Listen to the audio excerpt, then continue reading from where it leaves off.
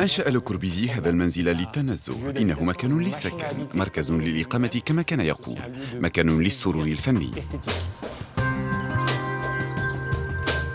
لو كوربيزيه مهندس لكنه فنان أيضا. شارل إدوار جانوري غري المعروف باسم لو كوربوزيه أنشأ عام 1928 فيلا سافوا، تحفة فنية في هندسة القرن العشرين. الفيلا كانت مهددة بالهدم في بداية ستينيات القرن الماضي، لكن أندري مالرو الذي كان وزيراً للثقافة آنذاك صنفها ضمن المعالم التاريخية.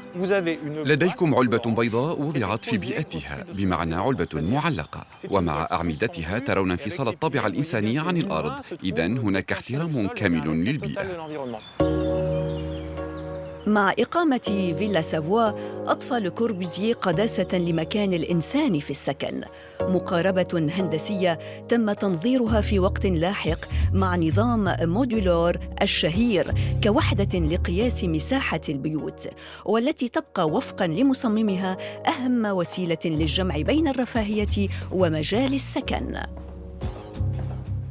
هنا لدينا مزيج بين الهندسة والفن. هذا السلم في نفس الوقت وهذا التصميم المنحني يرتفع بمهابة نحو الطابق الأول، وفي الجهة الأخرى السلم اللولبي يرتفع إلى نفس المكان.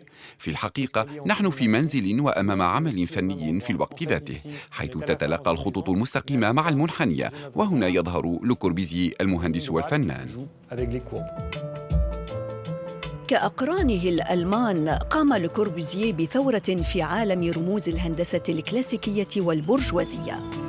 الحواجز الهامشية تختفي بينما تظهر الأعمدة. التصميم يسمى بالحر، بمعنى فصل الأسوار عن الأعمدة. وضع المصمم بساطة الأشكال في قلب الجمالية وقوة المكان. فيلا سافوا غير مزخرفة، والمكان مستوحى فعلا من الاستشراق. نرى ذلك في البلاط الصغير وفي الألوان الزرقاء. نموذج متوسطي مع هذا السرير للاستراحة. إنه الفضاء الأكثر جاذبية في الفيلا. فيلا سافوا بنيت بالانسجام مع الطبيعة. سطح الفيلا يربطها مباشرة مع بيئتها.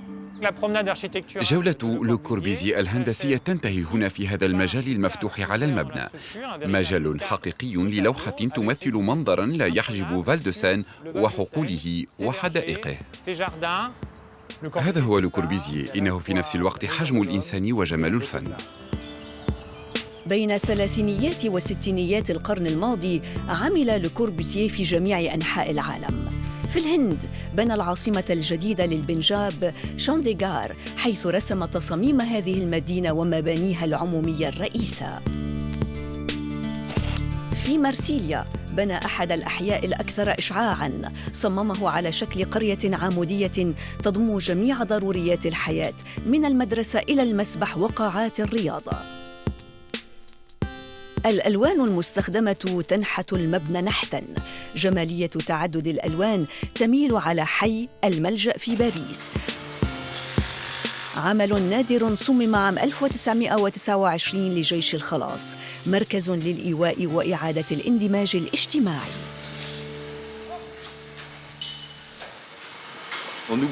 ننسى بعد هذه الألوان. عندما نعود إلى عمله نفهم وجود إرادة وضع اللون. إنها لعبة حقيقية للفنان، وبالتالي نستخدم اللون كما هو الحال في الصورة، والذي يكون ثلاثي الأبعاد. المراقد، المطاعم والمكتبة.